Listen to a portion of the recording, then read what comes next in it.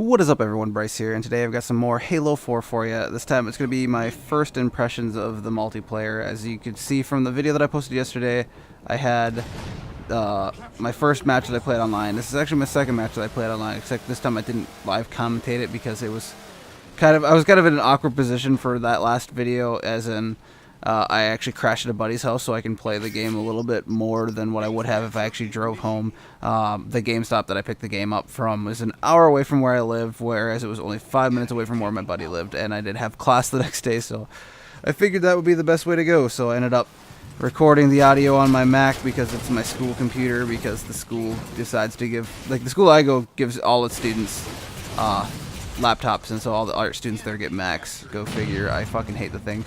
But that's not about this yet today. So I recorded in theater mode, which is the same way I recorded this video, because at the time I also played this at my buddy's house, and I really didn't have a setup to record in real time. So a lot of these videos that are going up in the next couple of days are probably going to be all theater recorded. It's going to be a little while before I actually get one recorded in real time. I'm hoping to actually have a decent audio quality live commentary up soon. But to get on to what this video is about, and it's the first impressions of, like, the first little less than a day of actually playing the game online. So I'd first like to say that this definitely feels like the most casual Call of Duty there's ever been, and I'm not going to say that it makes the game easy. I'm just saying that, like, it makes the game more open to newer players while still remaining Halo and still remaining the skill gap that you're used to seeing and used to playing with. So the game can be hard as balls if you don't know what you're doing, and especially if you're coming from something like Call of Duty, which is what they seem to take a lot of the features from. And I'm not going to say take the features from. They really implemented those features well to fit with Halo's formula, which is really cool. And part of that being loadouts, which I had one of my buddies was pretty adamant against at first, but I feel kind of like I agree with them on a certain occasion. Like, you can choose whatever your rifle you want to start with, and I guarantee most people are going to be choosing the BR, the DMR, the light rifle, or the carbine.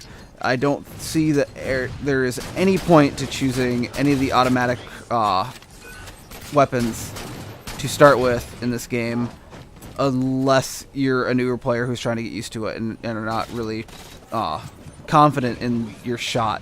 So you're not confident that you can hit consistent headshots in a row to be able to kill somebody. So you're going to want to try to, if you're using an automatic weapon, I suggest play stealthily, try to get close, and get in a range to where you don't really give them enough time to get their 5-shot on you to kill you.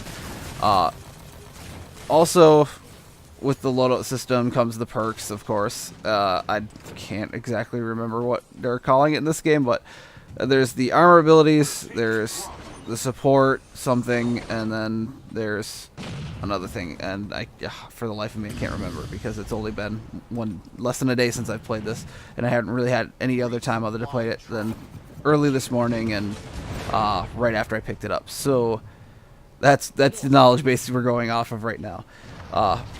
Another reason why I think it's a little bit more casual friendly, like for people who are trying to learn the game, is it gives these nice little pointers that you can see on screen constantly of here are the power weapons, go get them. And definitely the pointing out the Dominion points too is a really big help, actually, because in this mode they actually show you when the enemy team's capping, which is really nice.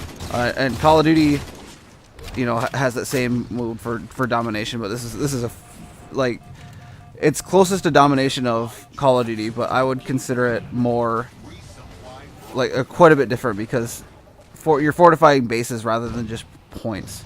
So in Dominion, you get these 3 points on the map that you have to capture. Each of the points on the map are its own base, and you can the longer you hold that base, the more defenses it puts up and the more ordnance you can get from it, like vehicles.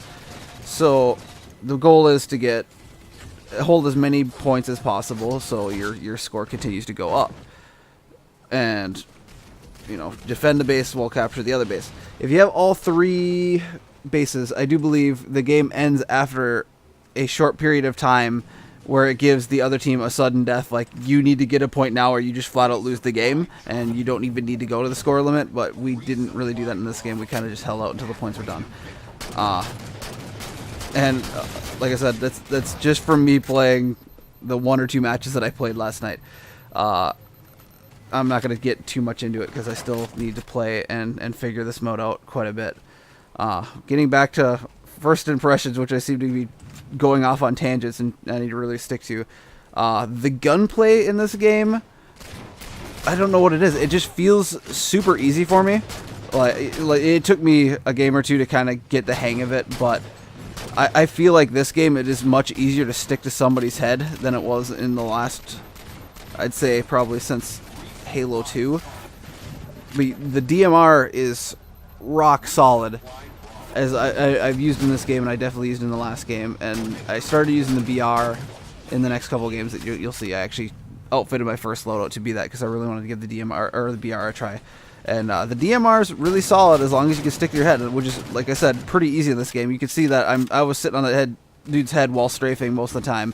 I'm not sure if they increased the aim assist or not, but like it definitely it feels easier to me to stay on target.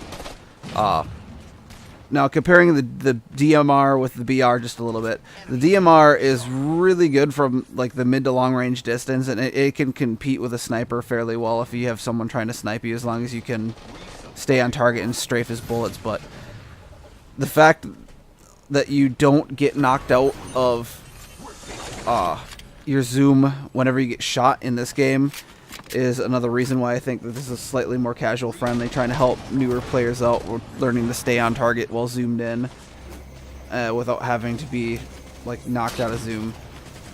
But I thought that would bother me at first. I played a little bit and it doesn't really bother me, and I might be a little biased here because you're going to see me kind of get a little bit jumped by this dude with the DMR to my right here.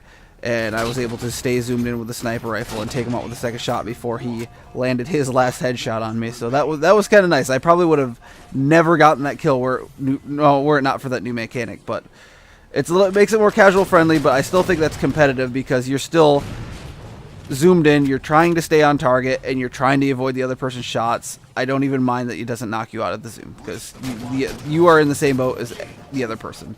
So you're still relying on who has the better shot, and this gameplay is kind of coming to an end right now.